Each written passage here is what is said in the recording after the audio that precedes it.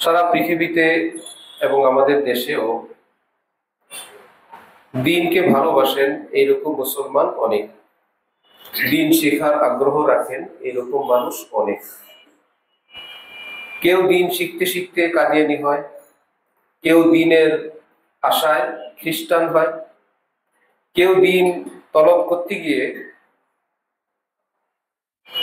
কোন মিশনারির পালায় পড়ে, খ্রিস্টান, কাদিয়ানী, কেউ শিয়া, পাশাপাশি কেউ কোন শিরিক, কোন বেদাত পন্থীদের পালায় পড়ে। অনুসারী যারা সহজ সরল হন, সাদা মাঠা হন, দ্বীনের কথা শুনলে সকলের মধ্যে একটা দুর্বলতা আসে। আল্লাহর কথা বলছেন, কোরআন বলছেন, হাদিস থেকে বলছেন।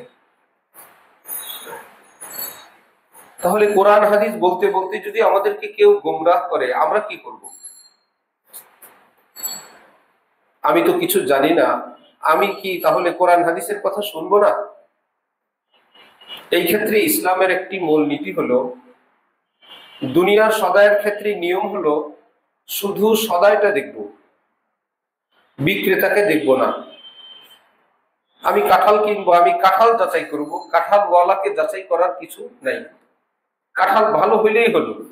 দোকানদার নামাজি হোক, বেনামাজি হোক, প্রতারক হোক, দাড়িওয়ালা হোক, দাড়িবিহীন হোক, সুদখোর হোক, ঘুষখোর হোক, পর্দাওয়ালা হোক, বেপর্দা হোক, আরো ইত্যাদি। আমার প্রয়োজন আমি কাঁঠাল কিনবো, সেটা যদি ভালো হয় আমি কামিয়াব। তেমনি ভাবে দুনিয়ার সকল সদায় আমি দেখবো শুধু সদায়টুকু, সেটা ভালো হইলেই আমি নিব। ইসলামের বিধান হলো সদায় নেওয়ার আগে যিনি বিক্রেতা তোমাকে সদায় দিচ্ছেন, দাতা, তাকে দেখতে হবে। কে আমাকে দিন দিচ্ছেন? সদায়ের আগে আগে তার পরীক্ষা। যার জন্য ইমামে বুখারী রহমতুল্লাহি আলাইহি বহু হাদিস তিনি বলেন আমি আনতে পারি নাই। আমি যেই নীতিমালা নির্ধারণ করলাম, সেই নীতিমালায় উত্তীর্ণ হতে যদি কেউ ব্যর্থ হলো, হাদিস শুদ্ধ বিশুদ্ধ সব ঠিক আছে, আমার নীতিমালায় যদি না পড়ে, আমি আমার কিতাবে আনি নাই। দূর দেশে সফর করে গেলেন একটি হাদিসের জন্য, গিয়ে দেখলেন হাদিস যার নিকট তিনি ঘোড়াকে খাবার দিচ্ছেন, খাবার দিয়ে দিয়ে আগান, খাবার দেন না, উদ্দেশ্য হলো তাকে আগাবেন, ফেরত চলে আসছেন। একটা বোবা প্রাণীর সাথে যে এই প্রতারণা করে, খাবারটা দেয় না। যার জীবনে এইরকম প্রতারণা চরিত্র আছে, তার থেকে আমি নবীজির হাদিস নিব না। তোমার ছুটি, তুমি যাও। ঠিক এমনি ভাবে যে কোনো মুহাদ্দিস যারা হাদিস বর্ণনাকারী মিথ্যা প্রমাণিত তার জীবনে কোন একটা জায়গায় মিথ্যা কথা উনি বলছেন, কেউ বলছে, ফিনিশ। যত বড় হুজুর হোক, যত পাগড়ি হোক, যত তসবিহ হোক, ওনার হাদিস আর হাদিস জগতে হবে না, ফিনিশ। হাফেজ শামসুদ্দিন জাহাবী হাদিস বর্ণনাকারীদের জীবনীর উপর পৃথিবী বিখ্যাত কিতাবের লেখক। উনি আল্লাহ পাক ওনাকে এমন তৌফিক দিলেন, জীবিত এবং মৃত হাদিসের সনদের মধ্যে যে মানুষগুলোর নাম আসলো, হযরত ইমাম বুখারীর জন্ম হলো 194 হিজরিতে।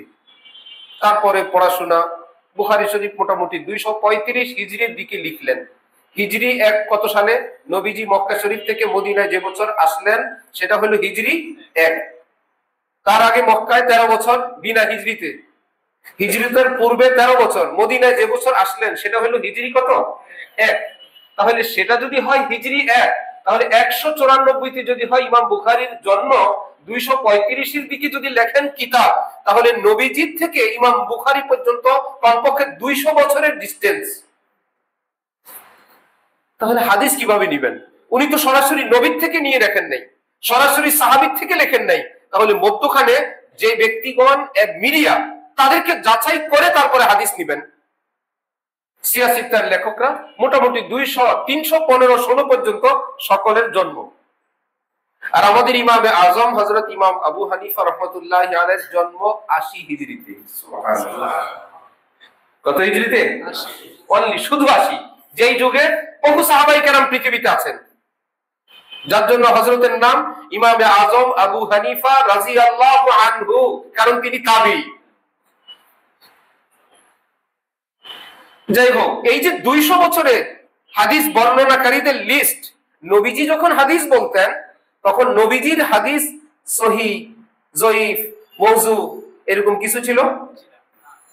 নবীজি হাদিস বললেন, সাহাবীদের যুগে কোন হাদিস এ হাদিস সহিহ, এ হাদিস জয়ীফ এরকম কিছু ছিল? তাহলে পরে এটা আসলো কোত্থেকে?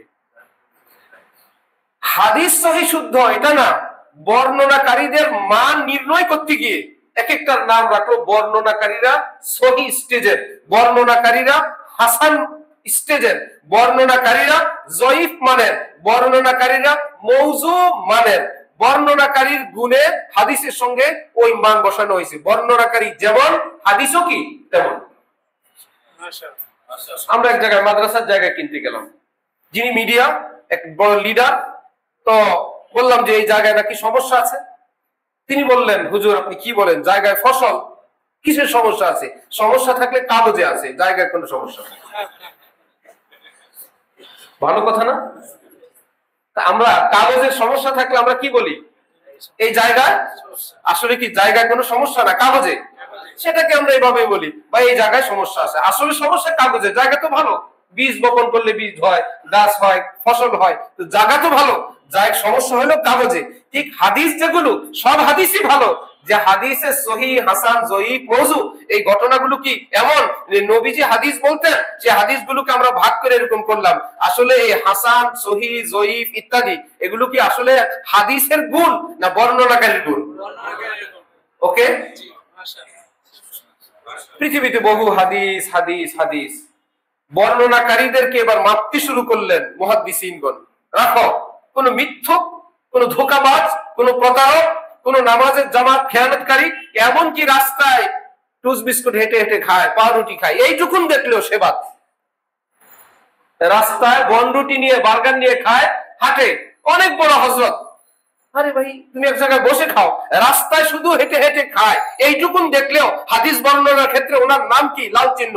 আপনি জান, আমাদের দিন আরো অনেক সুন্দর, যারা দিন বর্ণনা করবেন তাদের জীবনও সুন্দর। এইবার বিসিএস এ যদি বাংলাদেশে কেউ এক হয়, সে যেমন ভালো ছাত্র, যে দ্বিতীয় হয় সে অনেক খারাপ ছাত্র না? পুরা বাংলাদেশে বিসিএস এর যে দ্বিতীয়, সে কি খারাপ? তৃতীয়? তাহলে সে তো নাম 3 নাম্বার। বলে কোন জায়গায় 3 নাম্বার সেটা দেখছেন? বিসিএস এ 3 কপালের ব্যাপার, বিসিএস এ 2 ভাগ্যের ব্যাপার, বিসিএস এ 1 হইলে তো উপায় নাই। আর যেগুলো ফেল করছে তো ফেল। সেই এর চাইতে আরো কঠিন টেস্ট, জীবনী টেস্ট, আমল টেস্ট, আখলাক টেস্ট। উস্তাদের নামে হাদিস বয়ান করেন, যারা এটার উপর রিসার্চ করলেন, ভাই উস্তাদের বাড়ি ইন্ডিয়া, ওনার বাড়ি বাংলাদেশ, উনি বললেন আশরাফ আলী থানভী বলছেন, সাক্ষাৎটা কবে কোথায় হয়েছে আমাকে এটা জানতে হবে। হাদিস যিনি সাহাবী, তার বাড়ি কুফায়, আর এই ভদ্রলোকের নাম বাড়ি মিশরে। এই কুফা থেকে উনি মিশরওয়ালা, সাক্ষাৎ কোথায় হইলো এটা আমাকে জানতে হবে। যদি সাক্ষাৎ প্রমাণিত না হয়, হাদিসটা এক পাশে রাখেন, পরে কথা হবে। হয়তো উনি বলতে হবে আমার উস্তাদ আমাকে সরাসরি বলছেন, আমার সঙ্গে অমুক জায়গায় দেখা হয়েছেন, আমি তার কাছে পড়ছি, অথবা তার কোনো শাগরিদ আমাকে বলছে। কথাটা যদি স্পষ্ট না করা হয়, তাহলে আলাদা তাকে রাখেন, আমরা দেখি আর অন্য কোথাও কিছু পাওয়া যায় কিনা। আবার এক বেচারার মনে থাকে না, কথা একটা বললে 2 দিন পর ভুলে যায়। বললে আপনি বয়ান করবেন হাদিস, আপনি বাড়ি যান। নবীজির হাদিস বয়ান করবেন, একটা কথা বলতে পারেন না। কথা বলতে 2 রকম হয়, যার ব্রেন, মেধা শক্তিশালী না, আপনারও প্রয়োজন নেই। কত বিষয়, যেমন সালাতুল ইস্তিসকা, বৃষ্টি প্রার্থনার নামাজ, 1 রুকু না 2 রুকু। কোন মাযহাবের ইমামরা বলেন 2 রুকু, হানাফি মাযহাবের ইমাম আবু হানিফা বলেন 1 রুকু। এখন সাহাবীও 1-2 জন পাওয়া গেছে যারা বলে 2 রুকু। নবীজি নামাজ পড়াইলেন জীবনে 1 বার, সাহাবীরা ওই একই জামাতে শরীক। কিছু সাহাবী বলেন 1 রুকু, কিছু সাহাবী বলেন ওই একই নামাজ আমরা পড়ছি 2 রুকু। বলেন তো এটা নিরসন কি এত সহজ? ইমামে আজম তো ইমামে আজম, আবু হানিফা তো আবু হানিফা, উনি বলেন এবার দেখি তো কারা বলে 1 রুকু, কারা বলে 2 রুকু, তাদেরকে একটু দেখি তো। দেখেন যে সিনিয়র সাহাবা যারা নবীর একদম পিছনে থাকেন তারা বলেন আমরা নবীজির সঙ্গে এক রুকুর সঙ্গে নামাজ পড়ছি। আর যারা জুনিয়র একদম পিছনের কাতারের সাহাবী তারা বলে 2 রুকু, মহিলারা বলে 2 রুকু।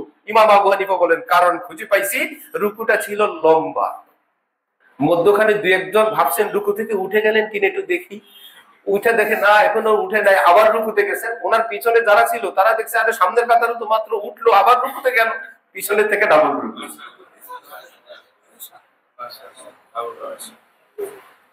জানাজার নামাজি হইলো এর উদাহরণ। জানাজার নামাজে ঘটনাক্রমে যদি সামনের কাতারের 1-2 জন ভুলে কান পর্যন্ত হাত উঠায়, পিছনের কাতারের সব তাল থাকে না। ঈদের নামাজ আর জানাজার নামাজে আমাদের বাংলাদেশি মুসলমানদের অবস্থা, ভুলে যদি কেউ সামনের কাতারে একটু কান পর্যন্ত হাত উঠায়, জানাজার নামাজে 4 বার উঠাই তো হয় না, একবার ভুলে যদি কেবল বারবার উঠায়, পিছনে ওয়ালা তো মাথা চক্কর দিছে, সে বলে সামনে যা আমি ওটা। আসলে উঠাইতে হবে একবার, উঠাইলে কয়েকবার। সাহাবী তো নতুন আছে, জুনিয়র আছে, কত কিছু আছে, মহিলারা তো শেষ কাতারের, ওই বেচারা বলে 2 বার। বলে আপনাদের কাছে খবর 2 বারই গেছে, যারা কাছে আছেন তারা বলেন আমরা সচক্ষে দেখছি একবার। ইমাম আবু হানিফা বলেন সাহাবী ঠিক, আপনাদের ঘটনাও ঠিক, মধ্যখানে একটা দুর্ঘটনা ঢুকছে, এই জন্য আপনারা 2 বার বলেন। যারা নবীজির কাছের সাহাবী তারা একবার বলেন। সুতরাং বৃষ্টির নামাজের রুকু একটা। আমাদের হযরত ঢালকানগর বরিশাল স্বরূপকাঠিতে আগে যেতেন, শত শত লোক যায়, লঞ্চ থেকে নামে হযরত কিছু দূর পায়ে হেঁটে যান। আমি সাধারণত হযরতের কাছেই থাকি, নৌকা থেকে নামতে একটু বিলম্ব হলো। এখন এমন স্বরূপ হযরত পর্যন্ত পৌঁছতে আমার একটু দেরি হয়ে যায়। একটু পরে গিয়ে দেখি হযরতওয়ালা একটা গাছ রাস্তার পাশে খুব নীরব দাঁড়ায় আছেন। আমিও গিয়ে দাঁড়াইলাম। এমন ভাব, কেউ কোনো কথা বলে না, কবর জিয়ারতের একটা ভাব। আমি কবর জিয়ারতের দোয়াটাও করলাম একদম নিচু। এবার আবার হাঁটা আরম্ভ করলেন। আমি সবাইকে অতিক্রম করে সামনে যারা কাছে আছেন তাদেরকে বললাম কার কবর? কোথায়? বললো এই যে জিয়ারত করলেন। বললেন না, কোনো কবর টবর তো জিয়ারত করেন নাই, এখানে জিজি পোকা আছে না, গ্রাম দেশে পোকার আওয়াজ হয় না, সেই পোকার আওয়াজ পেয়ে হযরত সবাইকে বলছেন চুপ, বহুদিন পরে এই পোকার আওয়াজ পেলাম। হযরত মনোযোগ দিয়ে পোকার আওয়াজ শুনছেন। একই সফর সঙ্গে আমি কি করলাম? কবর জিয়ারত। যারা ওনার কাছে আছেন ওনা বললেন ঝিঝি পোকা। এইবার একই সফরের ঘটনা বর্ণনাকারীরা, আমি বর্ণনা করলাম একটা, এই যদি ঘটনা আমি নাই ভাঙতাম তিনি বয়ান করবেন আরেকটা, তাহলে রিচার্জকারীরা রিচার্জ করবেন। আপনি যখন জিয়ারত করেন হযরত থেকে কতটুকু দূরত্বে আপনি ছিলেন? ভাইয়েরা 10 হাত। আচ্ছা হযরতের সঙ্গে কারা ছিল? এরা ছিল। আপনারা বলেন তো কবর জিয়ারত ছিল না জিজি পোকা ছিল? জিজি পোকা ছিল। বললো হুজুর সাহেব আপনি একটু পরে আসেন। এটার নাম রিচার্জ। এইরকম রিচার্জ করে সবগুলো হাদিস যেগুলো গ্রহণযোগ্য সেগুলোকে এক তাকে রাখলেন, যেগুলো কোনোভাবে বাদ গেল বললো ওগুলোর নাম মৌজু, এগুলো জাল, আমরা জানি না, এগুলো দায়ভার আমরা নিব না, সে হাদিস আমাদের লাগবে না। গ্রহণযোগ্য সকল পরীক্ষায় উত্তীর্ণ, বিসিএস এ পাস, তাও 1, 2, 3। 1-এর নাম সহিহ, 2-এর নাম হাসান, 3-এর নাম জয়ীফ। এবার বলেন তো কোনটা খারাপ? 3 নম্বরটা খুব খারাপ জিনিস না? অনেক ভাইয়েরা সহির একটা বাংলা অর্থ আছে, শুদ্ধ আছে না? হাদিসের জগতে সহি অর্থ শুদ্ধ না, সহি অর্থ সেরা। হাদিসের জগতে সহি অর্থ শুদ্ধ না, সহি অর্থ কি? সেরা। তাহলে যদি সেরা বলেন তখনই চলে যাবে। ভাই ইংলিশে গুড আছে, বেটার আছে, বেস্ট আছে, তাহলে যেটা বেস্ট না সেটা কি পচা? বেটার হইতে পারে। যেটা বেস্ট না সেটা কি পচা না বেটার? যেটা বেটার না সেটাও পচা না, গুড। গুড তো ভালো, বেটার মিডিয়াম মানের ভালো, বেস্ট সবচেয়ে ভালো। ঠিক হাদিসের জগতে বেস্ট সহিহ, বেটার হাসান, গুড জয়ীফ। তাহলে হাদিস কয় প্রকার মানবো? কয় প্রকার মানবো? 3 প্রকার। যদি বলেন আমি শুধু 1 প্রকার মানবো যেটা সহিহ, তাহলে ইসলামের 3 ভাগের 2 ভাগ আপনি অস্বীকার করতে বসছেন আপনার অজান্তে। ইসলামের কথাগুলো 3 ভাগ, তার থেকে আপনি খুব সুন্দর ভাষা আপনি বললেন আমি 3 ভাগ, ইসলামের 1 ভাগ মানি, 2 ভাগ মানি না। কশিন কালো আপনি এই কথা মুখে বলবেন না, আপনি যদি অর্থ জানেন, কিন্তু আপনার মুখ দিয়ে বলানো হচ্ছে আমি শুধু সহি মানি আর কিছু মানি না, অর্থ কিন্তু সেটাই। কি আপনি কথা বলেন আপনিও জানেন না। যেমন এমন লোক অনেক পাবেন যারা বলে আমি শুধু আল্লাহ রসুলকে মানি আর কাউকে মানি না, আছে না? আল্লাহ রসুলকে মানি আর কাউকে মানি না, আছে কিনা? এই না মানার গ্রুপের মধ্যে যে সাহাবী পড়ছে, আল্লাহ না রসুল না, ওনাকে তো কেউ গিলে দিছে, এই কথা খুব ভালো করে মুখস্থ করায় দিছে, ভাই শুধু আল্লাহ রসুল মানবেন আর কাউকে না। উনি বলে একদম ঠিক আছে। এবার উনি ঘুরে আর বলে আমি আল্লাহ রসুল মানি আর কাউকে মানি না। না মানার তালিকা কারা পড়লো? সাহাবায়ে কেরাম। 30 পারা কোরআন নবী লিখছেন, নবীজি লিখছেন না সাহাবায়ে কেরাম? হাদিসের জগতে যত হাদিস নবীজি লিখছেন না সাহাবায়ে কেরাম? আপনি যাদেরকে মানেন না তারাই লিখছেন, তাহলে যারা আপনার কাছে মান্য না, মানার যোগ্য না, তারা কোরআন লিখছেন, তাহলে তো কোরআন বিশ্বাসযোগ্য না, হাদিসও বিশ্বাসযোগ্য না। কোথায় নিয়ে গেছে মুসলমানকে? ও আমি যাদেরকে মানি না তারা লিখছে, আহলে কোরআন বের হইছে কি ভাই? আমরা হাদিসের মধ্যে বহু জয় ঝামেলা, হাসান সহি জয়ীফ মওযু, আমরা শুধু কোরআন মানি, কোরআনে সব আছে। বিমানে আমি এক ছেলে আমাকে বাম হাতে নাস্তা দেয়, আমি বললাম ডান হাতে দাও, ঢাকা সিলেট। সে আমাকে বলে এটা কি কোরআনে আছে? কেমন মেজাজ খারাপ হয়। আমি বললাম যে আছে। এখন তো বিপদে পড়ছে না, একটু পরে আবার বলে আমি তো পাই নাই। মনে মনে ভাবি তোমার বিস্তারিত বুঝানোর জন্য হযরত ওমর দরকার, আমি কি পারবো? এত বড় কোরআন বিশারদ যদি হও, তুমি বিমানের এই সেবা কেন করো? আমি পাই নাই। সাগরে আমি আপনি বিচরণ করলে, সাগরের জাহাজে উঠলে, কেউ যদি বললো সাগরে মণিমুক্তা আছে, অনেক প্রাণী আছে, সাগরের তলে অনেক গাছ আছে, আপনি বললেন আমি তো পাই নাই। আপনি কোথায় গেলেন? বললো আমি বঙ্গোপসাগরের বহু দূর গেলাম। কোন দিক থেকে? উপরে উপরে। ও বঙ্গোপসাগরের তলা আছে, তলা আছে। কোরআনের উপরে উপরে সব পাওয়া যাবে না, সব আছে। ওই ভাইদের কি বলা হলো? কোরআনে সব আছে। হযরত ইবনে আব্বাস রাদিয়াল্লাহু তাআলা আনহুকে এক মহিলা এসে বলে তোমার নবী যে মেয়েরা ফেসিয়াল করে, ঠোঁট কাটে, জিহ্বা কাটে, দাঁত ফাঁকা করে, তাদের উপর লানত করলেন, এটা তো কোরআনে নাই। হযরত ইবনে আব্বাস বললেন কোরআনে নাই না। আচ্ছা বুড়ি বলো তো, মা আতাকুমুর রাসূল ফাখুযু ওয়া মা নাহাকুম আনহু ফান্তাহু, এই আয়াত কি কোরআনে আছে? আছে। আল্লাহ কি বলেন নাই আমি যা দেওয়ার দিলাম, আমার নবী আরো যা দিবেন, আমার পক্ষ থেকে আদেশ গ্রহণ করো, আরো যা নিষেধ করবেন আমি আল্লাহর পক্ষ থেকে আদেশ, সেটা থেকে বিরত থাকো, এমন কথা কি আল্লাহ বলেন নাই? মহিলা বলে মিথ্যা বলবো না, এটা আছে। তাহলে তো আল্লাহ নবীজির বাকি কর্মগুলোকে, আদেশ নিষেধকে আল্লাহ কোরআনের এই আয়াত থেকে সবগুলোকে প্রজ্ঞাপন জারি করে বললেন নবীর আদেশ আমার আদেশ, নবীর নিষেধ আমার নিষেধ। সুতরাং নবীজির সমস্ত হাদিস মানার জন্য এই আয়াতের মধ্যে আল্লাহ পাক আদেশ করে জারি করে দিয়েছে। যদি কেউ বলে আমি হাদিস মানি না কোরআন মানি, তাহলে তো কোরআনও মানে না, কারণ কোরআন মানলে তাকে কি মানতে হবে? হাদিস। এই গ্রুপের তো অভাব নাই। যাই হোক, না হলে কোরআন হাদিস মানি, সাহাবীও মানি, দুনিয়ার আর কাউকে মানি না। আয়াত আতিউল্লাহ ওয়া আতিউর রাসূল ওয়া উলিল আমরি মিনকুম, তুমি যেই যুগে, যেই শতাব্দীতে তোমাদের মধ্যে ইসলামের নীতি নির্ধারণকারী কিছু আলেম থাকবেন। ইমাম আছে, মুয়াজ্জিন আছে, খতিব আছে, বক্তা আছে, লেখক আছে, রাজনীতিবিদ আছে, এদেরকে আমরা আলেম মনে করি। ওনারা আলেম, আমরা সম্মান করি, সম্মানের পাত্র। এই বলে ইসলাম যাদেরকে আল উলামা বলে, ওই পরীক্ষায় উত্তীর্ণ আলেম পৃথিবীতে কম। কথা বুঝতেছেন? একদম আলেম মানে দাওরা পাশ করলে উনি নায়েবে রাসূল, কামেল পাশ করলে নায়েবে রাসূল, ওয়াজ করতে পারলে নায়েবে রাসূল। আল উলামা ওয়ারাসাতুল আম্বিয়া, স্টেজে উঠে বলবেন হাদিসে আছে আলেমদের চেহারার দিক তাকাইলে গুনাহ মাফ হয়, এদিকে তাকান এদিকে তাকান আপনাদের গুনাহ মাফ করেন। বাবারে, ওনার চেহারার পাওয়ার এত, ওনার দিকে তাকাইলে মানুষের গুনাহ মাফ হয়, নিজে আছে গুনার ভিতরে আরেকজনের গুনাহ মাফ করে। এই কথা বলাই তো জায়েজ নাই যে আমার চেহারা এইরকম যে আপনারা আমার দিক তাকাইলে আপনার গুনাহ মাফ হবে। উনি তরজমা নিয়ে আসছেন, হাদিসে তো আছে আলেমের দিকে তাকাইলে মুসলমানের গুনাহ মাফ হয়। আমি আলেম, এই যে আমি আলেম, এখানেই মান, এখানেই ধোঁকা। পৃথিবীতে হযরত শাইখুল ইসলাম তাকি উসমানী সাহেব বলেন, আমি শুনতে শুনতে ক্লান্ত। আজকাল মাদ্রাসা পড়ুয়া আমাদের তালেবে ইলমরা, ছাত্ররা, বন্ধু বান্ধবরা নিজেরা বলে আমরা যারা আলেম ওলামা আছি, আমরা আলেমরা, আমরা আলেম সমাজ, মিলে এটা করলাম। আচ্ছা, তুমিও আলেম, কোরআন হাদিস আল্লাহ রসুল যাদেরকে আলেম বললেন, তুমিও আলেম। তুমি তো আমাদের পরিভাষায়, দেশীয় ভাষায় আলেম, কোরআন হাদিসের ভাষায় আলেম তো তুমি না। হাদিসে আছে ফাতেমা সাইয়্যিদাতু নিসাই আহলিল জান্নাহ, ফাতেমা জান্নাতের নারীদের সর্দার। এই জন্য আমাদের মহল্লার ফাতেমা, কি বলেন? কেন? ফাতেমা তো ফাতেমাই।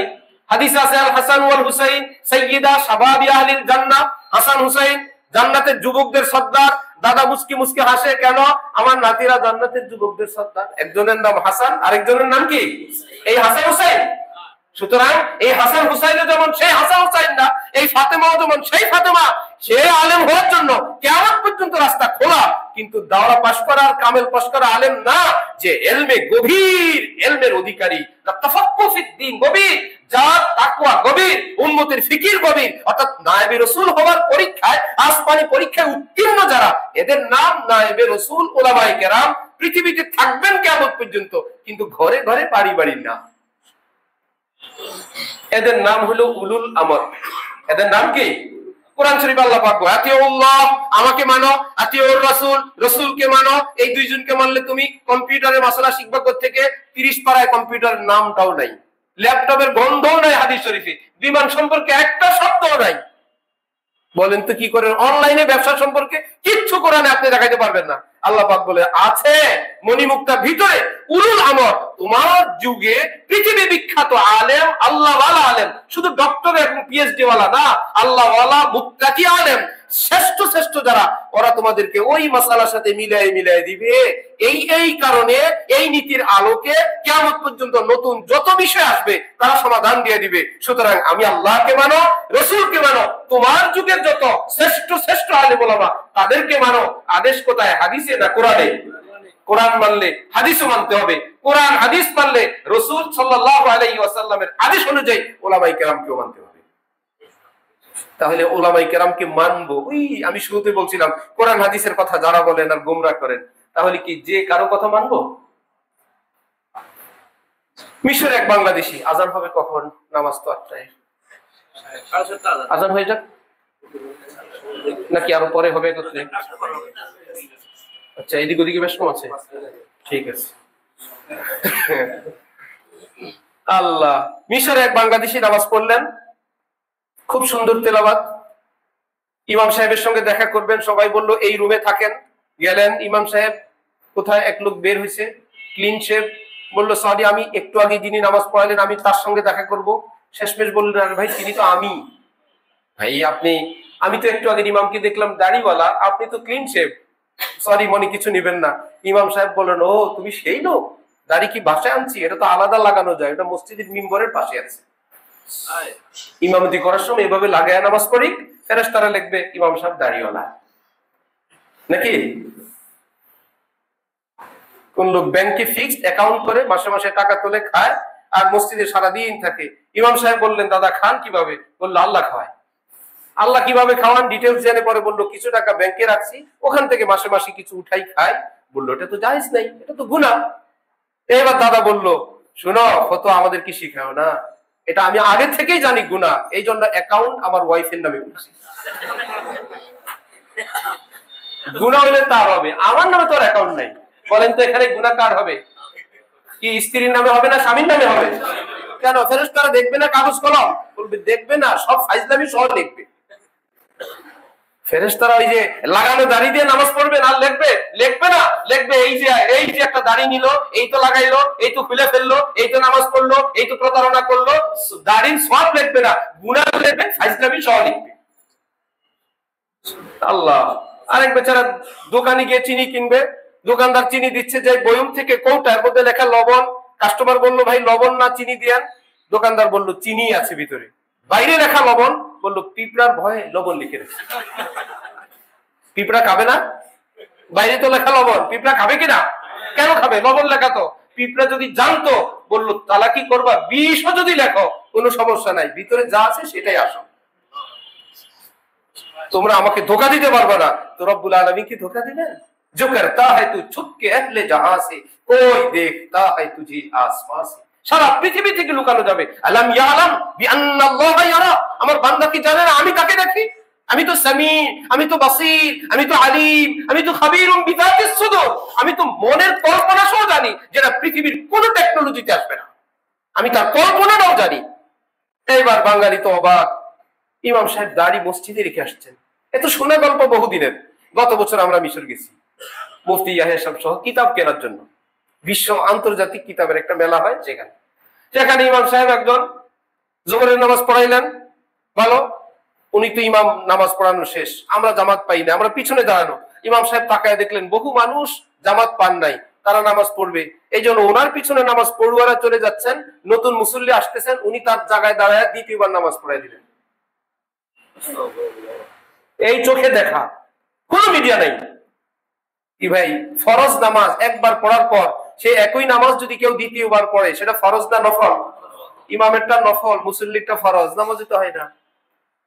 উনি তৃতীয়বারও আরেক গ্রুপকে পড়ায় দিলেন। আমরা তো দাঁড়ায় দাঁড়ায় দেখি, আল্লাহ রে কোন কিয়ামতের আলামত দেখতেছি। এখন মুফতি ইয়াহিয়া সাহেব বলে, ভাই জামাতেও পড়া লাগবে, কি করি? বললো ইমামকে ছুটি দেওয়া লাগবে। কেমনে দেওয়া যায়? পিছনের থেকে সালামটা ফিরানোর সাথে সাথে আমাদের মুফতি ইয়াহিয়া সাহেব বললো, আল্লাহু আকবার, আল্লাহু আকবার, আশহাদুল্লাহ, ভাই একামত দিতেছে আর সামনে হাঁটতেছে। আমি বললাম যে ভালোই তো সিস্টেম জানেন। ইমাম সাহেব যখন দেখলো যে আরেকজন ইমাম আসছে, উনি আসতে জাগাছে চলে গেছে। এক দ্বিতীয় দৃশ্য দেখলাম, এক ওই মসজিদে ওই নামাজের জায়গাটাই কিতাবের মেলায় এক জালেম আজান দিচ্ছে। কেবলা তো আমাদের পশ্চিম দিকে, সেখানে কেবলা যেদিকে হোক, ওই মসজিদের বাইরে আজান দিচ্ছে উল্টা দিক ফিরে। সে বেচারা চিন্তা করছে যাদেরকে আমি ডাকবো তারা তো মসজিদের ভিতরে না বাইরে, ওদিক ফিরে ডেকে লাভ। আজান অর্থ আহ্বান, আমি যাদেরকে আহ্বান করব তারা যদি আমার পিছনে থাকে লাভ কি? যখন এলমে শহীদ থেকে আপনি ছুটে যাবেন, মাথা যোগ হয়ে যাবে, নিজের কল্পনা যোগ হয়ে যাবে, তখন অনেক সুন্দর জিনিস, কল্পিত জিনিস আসবে ইসলামের সঙ্গে। যদি আলেমে হক্কানি না থাকে তখন আপনি ইসলাম মনে করে। বৈরুতের খবর পাইলাম, সেখানে একজন ইমাম সাহেব যাওয়ার পর যে মাসবুক হয়, তো মাসবুক নামাজ পড়তে দাঁড়ায়, এই বেচারার পিছনে যে আসে তার পিঠে একটু হাত দিয়ে নামাজে দাঁড়ায়, এই বেচারা নামাজ শেষ পিছনে হাত দিয়ে নামাজে দাঁড়ায়। অটোমেটিক কেবল জামাত যে চালু হয়েছে ওটা চলতেই থাকে, শেষ নেই। কেন? তারা কিছু কিছু কোরআন হাদিস জানে আর বাকিটা জানে না। ওই মজেন সাহেব দেন, শুরু করুন। ইনশাআল্লাহ ওজুর সময় দেওয়া হবে, আমরা পরে আবার কিছু।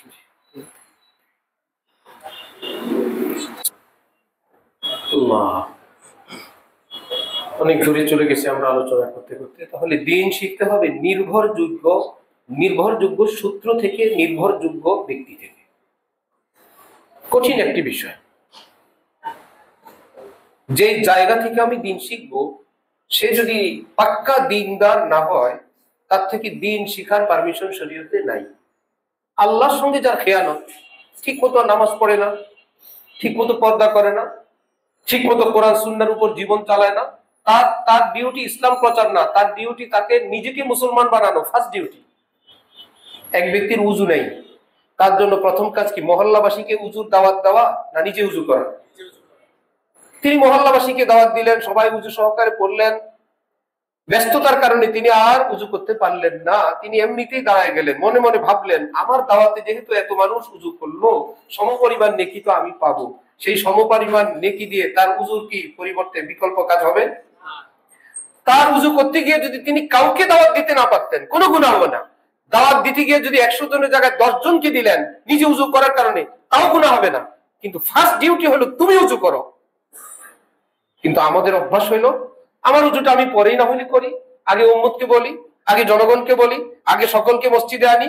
তিনি বিনা উজুতে নামাজ পড়েন, তার দাওয়াতে বহু মানুষ উজু সহ নামাজ পড়েন।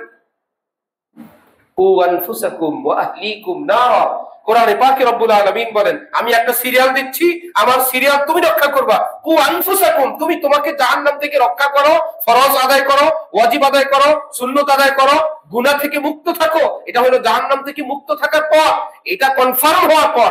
ওয়া আহলিকুম, তোমার পরিবার পরিজন সমাজ দেশ নিয়ে ভাবতে আরম্ভ করো, কিন্তু আমার সিরিয়াল লঙ্ঘন করবে না। সিরিয়াল তো আছে। এজন্য ইসলামের বিধান, আমরা দিন শিখবো যার তার কাছ থেকে না, নির্ভরযোগ্য ব্যক্তি থেকে। এইবার নির্ভরযোগ্যটা বুঝবো কিভাবে? তিনি যে নির্ভরযোগ্যটা বুঝবো কিভাবে? ভাই, আপনার যেই জায়গায় বিল্ডিং করবেন, এই মাটি কি ইমাম সাহেব কি দিয়ে পরীক্ষা করান? তবলিগের আমির সাহেব কি দিয়ে? ফজরের নামাজের পর সবাই মিলে মসজিদে গোল হয়ে বসেন, ভাইরা আলহামদুলিল্লাহ ইসলামের কাজ মশওয়ারা করে করা। আমার এই যে মসজিদের পাশের জায়গাটা 10 তলা বিল্ডিং করতে চাই, সয়েল টেস্ট করব না, আপনারা আল্লাহর উপর ভরসা করে বলেন পাইলিং কি লাগবে? একজন বলল ইনশাআল্লাহ লাগবে না, আরেকজন বলেন আমার খেয়াল করে নিলে ভালো, আমি সাহেব যিনি ফয়সাল উনি বললেন অধিকাংশের মত যেহেতু মসজিদের পাশের জায়গা, এটা আমরা 50 বছর যাবত দেখে আসছি, ইনশাআল্লাহ করা লাগবে না, 10 তলার কাজ শুরু করে। কেউ করছে জীবনে এভাবে বাড়ি? এই লোকগুলো কি খারাপ? এই লোকগুলো ভালো, এই কাজের লোক না। এটা ইঞ্জিনিয়ারের কাজ, সে নামাজি হোক আর বেনামাজি হোক। আমার শাইখের মেয়ের বাবু হবে, কয়েকজন মহিলা ডাক্তার খোঁজ নিতে পাঠাইলেন আমাদের পীর ভাই কয়েকজনকে, এই মহিলা ডাক্তার কেমন কি খোঁজ নিয়ে আসো। এরা খোঁজ নিয়ে আসছে, হযরত একজন মহিলা ডাক্তার পাওয়া গেছে, খুবই ভালো। কিভাবে? একদম বোরকা পরে, হাত মোজা পা মোজাও পরে। হযরত বলেন কি ডাক্তার ভালো হওয়ার কথা হলো?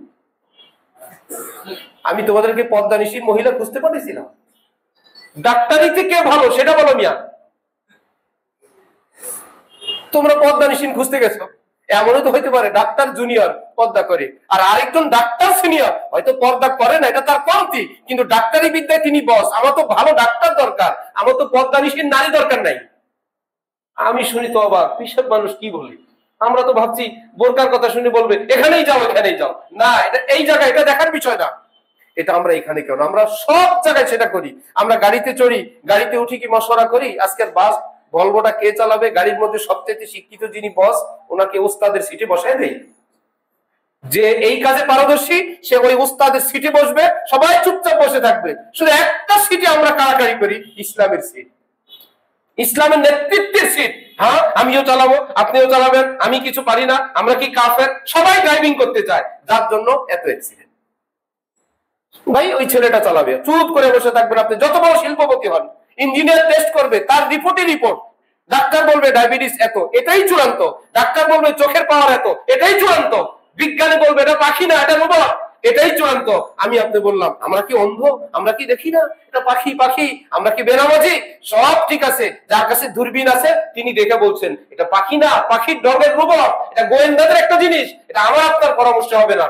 যার কাজ তাকে দিয়ে যখন করাবেন তখনই সেটা বিশুদ্ধ হবে, এবং তাদের মধ্যে যারা সিনিয়র, মোস্ট সিনিয়র, তখনই বিশুদ্ধ হবে। যখন নিজে নিয়ে আসবেন, রাসূল সাল্লাল্লাহু আলাইহি ওয়াসাল্লাম বলেন মান ক্বালা ফিল কুরআনি বিরাইহি ওয়া আসাবা ফাকাদ আখতা। আল্লাহর কোরআন সম্পর্কে কেউ যদি নিজে থেকে কোনো ব্যাখ্যা করলো যার কোনো ভিত্তি নাই, যে এটা সাহাবী বলছেন, এটা নবীজি বলছেন, এমন কোনো ভিত্তি ছাড়া তিনি গ্রামার দিয়ে, ব্যাকরণ দিয়ে কোরআন থেকে একটা অর্থ বের করে নিয়ে আসলেন, এবার একটা ব্যাখ্যা করে নিয়ে আসলেন, নবীজি বলেন ঘটনাক্রমে ওই ব্যাখ্যাটা শুদ্ধ হইল। নিজের থেকে ব্যাখ্যা করলো, সেটা কি অশুদ্ধ না শুদ্ধ? নবীজি বলেন তোমার শুদ্ধ ব্যাখ্যা সহ আর অশুদ্ধ হইলে তো কথাই নাই, আমি ফতোয়া দিচ্ছি ফাকাদ আখতা, তুমি ভয়ঙ্কর অপরাধ করলা। অশুদ্ধ ব্যাখ্যাকে বললেন না শুদ্ধকে। ছাত্রদেরকে আমরা বুঝাইতে গিয়া বললাম বেচারা ব্যাখ্যা করলো, শুদ্ধ হইলো, তারপরে নবী বলেন ভুল হইলো। যেমন কোন ভদ্রলোক একটা নতুন গাড়ি কিনে নিয়ে আসলো, ড্রাইভার রাখলো, গাড়িটা বাড়ির সামনে রাখা, নিজের এক ছেলে ভালোভাবে ড্রাইভিং জানে না, একটু একটু জানে, বাবার অনুমতির বাইরে গাড়িটা নিয়ে মেইন রোডে চলে গেছে। সে রোড থেকে ঘুরে ঘুরে একটা চক্কর দিয়ে এসে গেছে, আলহামদুলিল্লাহ কোনো দুর্ঘটনা ঘটে নাই। বাবা শুনে বলবেন ভেরি গুড, ভালো কাজ করছো না ভুল কাজ করছো? বাবা বলবো অন্যায় করছো। ছেলে বলবো কিসের অন্যায়, আমি তো কোনো ভুল করি নাই। আরে আল্লাহ বাঁচায় নিয়ে আসছে, ভুল হলে তো আজকে ডাইল হয়ে যেত, সব যেত। তোমার এই পদক্ষেপটাই অন্যায়, যেহেতু তুমি পাকা পারদর্শী না, এই কাজ তোমার করাই অন্যায়। একদিন না হয় একদিন তোমার ভুল হয়েই যাবে, সুতরাং যেটা তোমার কাজ না সেটা করবা না। নবী বলেন যার কোরআনের ব্যাখ্যা করার মতো যথার্থ এলেম নাই, বিদ্যা নাই, পরিপক্কতা নাই, সে কোরআন সম্পর্কে মুখ খুলবে না। পৃথিবীতে সূর্য একটা, সবাই দেখে না, ধাক্কাধাক্কি হয় কি ভাইরা? সূর্য দেখতে ধাক্কাধাক্কি হয়। পৃথিবীতে যদি একজন আলেম থাকেন, পুরো পৃথিবী তাকে মানলে যথেষ্ট, কোনো ধাক্কাধাক্কি নেই। আমাদের দেশের থেকে 10 গুণ, 20 গুণ, 50 গুণ, 100 গুণ বড় দেশ আছে, আছে না? সেই দেশগুলো কি 100 জন প্রেসিডেন্ট? একটাই, এক প্রেসিডেন্টে 100 গুণ বড় দেশ চালাইতে পারে। এটা চেইনের মাধ্যমে হয়। ঠিক ইসলামের একটা চেইন দরকার, যে আমাদের সমাজের আলেমরা জানবেন বড় আলেম কি, বড় আলেম কে। এটা কি আমরা ইউটিউব থেকে ঠিক করব? ফেসবুক থেকে? ফেসবুকে আলেম সেজে বসে আছে ইহুদি, কাদিয়ানি, খ্রিস্টান, আপনি সার্চ দিবেন, আপনি বেশি চালাক, আপনার জন্য মেডিসিন রাখা আছে। একজন সেনা কর্মকর্তা, এখন থেকে বহু বছর আগে, বললেন একটা টেলিফোন নাম্বার থেকে বিদেশে কথা পাচার হয়, আমরা টার্গেট করলাম, খুঁজতে খুঁজতে চিটাগাং রোডে পেলাম, একদম ব্যক্তিকে গিয়ে দেখি হুজুর তথ্য পাচার করে। হুজুর আমরা ভাবলাম ভাই আগে ধরি আগে দেই, কোনো না কোনো দেশের শয়তান হবে এবং কিছুক্ষণ পর আমরা রাখতে পারবো না, ছেড়েও দেওয়া লাগবে। তারা দেশপ্রেমিক ছিল, তারা বলে ইচ্ছা মতো পিটাইলাম, গিরায় গিরায়, এবার ছুটাইলে ছুটাও। বলে আমাদের এক সাথী ছিল, সে দুষ্ট, সে বলে একটু সতরটা খুলে দেখো তো মুসলমান কিনা। বলে খুলে দেখি, মুসলমানই না। দেশ দোষী কিসের? মুসলমানের। এরকম বহু ক্ষেত্রে মুসলমান আছে, বহু জায়গায় মুসলমান আছে। আপনি যদি বেশি চালাক হন, ওই রকম মুসলমানের পালায় পড়বেন। যে যে এলাকায় আছেন, স্থানীয় আলেম ওলামা, স্থানীয় হক্কানি আলেম, খতিব, মুফতি আজম, মাদ্রাসা, ওনাদের কাছে জিজ্ঞাসা করেন, হুজুর এই জগতে শ্রেষ্ঠ শ্রেষ্ঠ আলেম কারা আমাদের দেশে? ওই আলেম সাহেব বলে দিবেন। তখন আর কোনো ক্যানভাসারের নাম উনি বলবেন না। ক্যানভাসারের সামনে শত শত লোক দাঁড়ায়, একজন বড় বড় কোনো শিক্ষিত লোক আছে, কোন ডাক্তার আছে, এই শ্রমিকরা মজা দেখে এরকম লোক বহুত, কিন্তু এই বলে কোন সুশিক্ষিত, কোন জ্ঞানী গুণী, কোন ডাক্তার এই ক্যানভাসারের সামনে দাঁড়ায় না ওষুধ দিতে। ঠিক আলেমরা জানবেন, ভিড় এখানে, সিন্নি এখানে, ড্যাগ এখানে, মাহফিল এখানে, আরে বাধ্য এটা থার্ড ক্লাসের হুজুর। হক্কানি আলেম হযরত মাওলানা আব্দুল মালিক সাহেব, বাইতুল মোকাররমের খতিব, তিনি বাংলাদেশের বড় আলেম না, পুরো পৃথিবীর মধ্যে একজন বড়, পুরো পৃথিবীর, বর্তমান পৃথিবীর শ্রেষ্ঠ আলেমদের একজন। হক্কানি আলেম আল্লাহ ওয়ালা, ঢাকা নগরের হযরত, বলে আল্লাহ বর্তমান পৃথিবীর শ্রেষ্ঠ আল্লাহ ওয়ালাদের মধ্যে একজন। বাংলাদেশ থেকে উর্দু ভাষায় বয়ান করেন, পৃথিবীর 30টা দেশের মতন এরকম মজমা সাজায় সাজায়, এক এক দেশে বহু জায়গায় পোস্টারিং করে মজমা দিয়ে, তারা স্পিকার দিয়ে এই বাংলাদেশ থেকে উর্দু ভাষায় হযরত আল্লাহর বয়ান শোনেন, যে আল্লাহ আজকে ঢাকা থেকে বয়ান হবে। এইরকম আলেম আল্লাহ ওয়ালারা আমাদের দেশে আছেন।